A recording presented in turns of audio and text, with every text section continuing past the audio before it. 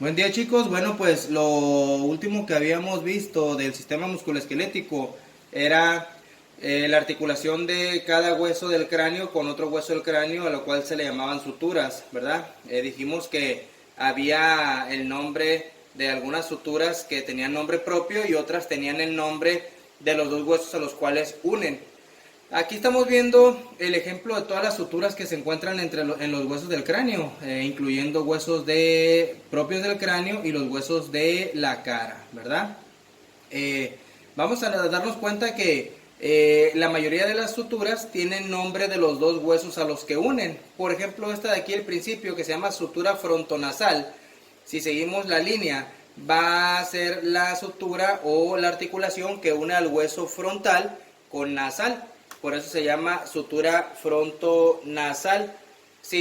La mayoría de las suturas tienen nombre compuesto, ¿verdad? Luego seguimos con esta que se llama sutura frontomaxilar, que si seguimos la línea nos va a indicar la sutura que va a unir al hueso maxilar con el frontal, se llama frontomaxilar. Hay una sutura que tiene el nombre del plano anatómico que pasa por aquí, se llama sutura coronal. Es la que va a unir al hueso frontal con el parietal, pero si se dan cuenta, el nombre de esta gran sutura, no nos dice el nombre de los dos huesos a los que une. Tiene el nombre del plano anatómico que está representando.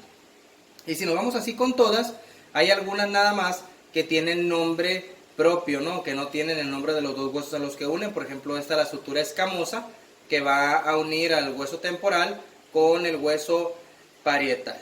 Y entonces así nos vamos a ir con todas las demás.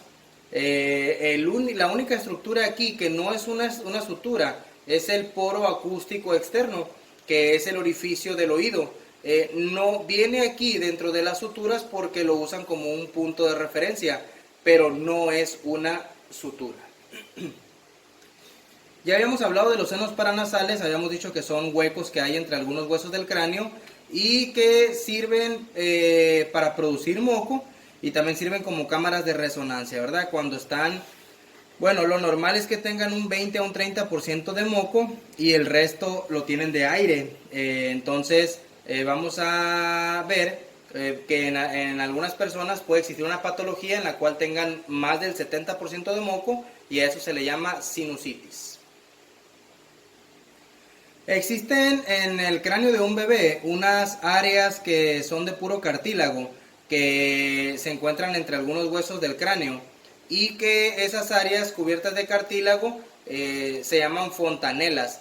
Las fontanelas sirven para que el cráneo del bebé se pueda deformar a su paso por el canal del parto. A veces puede pasar que sale un bebé con su cabecita un poquito deforme después del parto, pero con el tiempo, con los días, va a volver a su estado normal, ¿no? Lo que pasa es que se puede cabalgar un hueso encima del otro gracias a estos espacios que están recubiertos por cartílago.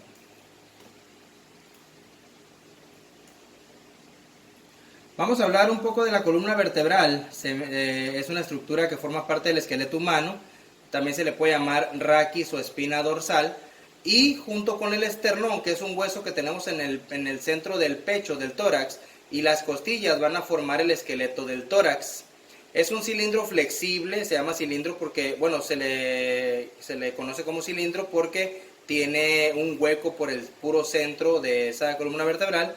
Es flexible y resistente, que se puede mover en sentido anterior, posterior y lateral.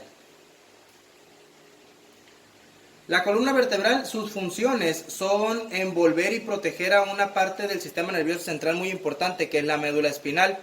Además de brindar sostén a la cabeza, o sea, al cráneo, y también sirve para que las costillas se inserten en ella, ¿no? Aquí podemos ver las costillas que llegan y se insertan o se articulan con las vértebras de la columna vertebral. Esta columna vertebral representa 2/5 partes de la estatura de una persona y se compone de muchos huesitos que tienen forma irregular, que se llaman vértebras, ¿verdad? La columna vertebral se puede dividir en secciones, igual que la médula espinal. se divide en sección de arriba a abajo, se divide en sección cervical, torácica, que es la más larga, la lumbar, sacra y coxigia, con su número respectivo de vértebras, ¿verdad? La columna cervical cuenta con 7 vértebras, que son las que forman el cuello. La columna torácica está formada por 12 vértebras, que es donde se articulan o se insertan las 12 pares de costillas. Luego seguimos con la columna lumbar, que forma la espalda baja, con 5 vértebras. La parte sacra, que forma parte de la pelvis, con 5 vértebras. Y el coxis, que es la última partecita de la columna vertebral, como quien dice la colita, que puede estar formada por 1, 2 o hasta 3 vértebras, que no son iguales que el resto de las vértebras, ¿no? Son huesos muy pequeñitos, pero cuentan como si fuera una vértebra. Entre vértebra y vértebra vamos a encontrar una estructura que está formada por fibrocartílago, que se llama disco intervertebral. Estos discos intervertebrales tienen diversas funciones, pero las más importantes es ayudar a que se den los movimientos de la columna vertebral, además de absorber los impactos verticales. ¿Cuándo puede haber impactos verticales entre vértebra y vértebra? Pues al caminar. Al caminar, al trotar, al saltar, para que la vértebra no pegue con la vértebra adyacente, o sea, la de a un lado. Para eso se encuentran esos discos intervertebrales, ¿verdad? Que están formados por fibrocartílago. Si nosotros vemos a una persona, bueno, más bien a una columna vertebral de lado, si vemos una vista lateral, podamos observar que tiene unas curvas que se consideran normales, se llaman curvas fisiológicas de la columna vertebral. Puede ser que ya lo sepan, y si no, bueno, vamos a explicar lo siguiente. Una curva, no necesariamente de la columna vertebral, no, estoy hablando de una curva cualquiera, puede tener una concavidad y puede tener una convexidad. Bueno, de hecho las tiene, ¿verdad? No es que pueda, las tiene. Al ser una curva se considera que de un lado es cóncava, o sea, que tiene como una ligera excavación, y del otro lado tiene una forma redondeada que se va a llamar convexidad. De arriba a abajo vamos a tener la curva cervical, luego la curva torácica, que es la más grande o larga, luego tenemos la curva lumbar y por último la curva sacra. La curva cervical se supone que debe tener convexidad anterior y concavidad posterior, y aquí lo estamos viendo en la imagen. La curva torácica va a tener concavidad anterior y convexidad posterior. Luego tenemos la curva lumbar, que tiene una convexidad anterior y una concavidad posterior. Y por último tenemos la curva sacra, que tiene una concavidad anterior y una convexidad posterior, ¿no? De todos modos, si no quedó muy claro eso de la concavidad y convexidad, pues ya saben que estamos a la orden ahí por WhatsApp para cualquier duda. Pero recuerden que una curva siempre va a tener un lado que está como excavado, que está hueco, que se va a llamar concavidad, y otro lado que se encuentra redondeado, que es la convexidad. ¿Qué es el tórax? Bueno, el tórax se refiere a toda parte del tronco que se ubica entre el diafragma y el cuello. El diafragma ya sabemos que es un músculo muy grande que se encuentra aquí abajo de las costillas, que sirve para dividir tórax de abdomen, pero también es el principal músculo de la respiración, ¿verdad? Y el cuello pues estaría por encima de la primer costilla. ¿Cómo está formado el esqueleto del tórax? Bueno, pues ya lo habíamos dicho, pero vamos a repetirlo. Está el esternón, que es este hueso de aquí del centro del tórax o del pecho. Seguimos con los cartílagos costales, que no es hueso, pero forman parte de las costillas. Es un tipo de sustancia con la cual la costilla se va a unir al esternón. Luego están las costillas propiamente, son 12 pares, 12 de un lado y 12 del otro.